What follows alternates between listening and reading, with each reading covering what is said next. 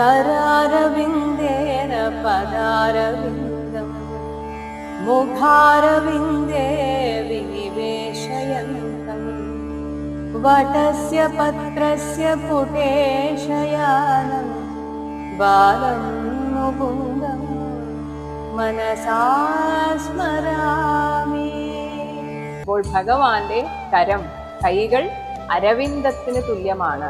നല്ല നീലത്താമരയ്ക്ക് തുല്യമായ ആ കരം കൊണ്ട് പദാരവിന്ദം, നീലത്താമര പോലെ ഇരിക്കുന്ന കാലിനെ മുഖാരവിന്ദേ, നീലത്താമര പോലെ ഇരിക്കുന്ന മുഖത്തേക്ക്, വായയിലേക്ക് വിനിവേശയന്തം, അവിടെ അങ്ങനെ വെച്ചിരിക്കുന്ന വടസ്യ പത്രസ്യ പുടേ, വലിയൊരു വടവൃക്ഷത്തിന്റെ പത്രം, ഇലയിൽ, ആലിലയിൽ അവിടെ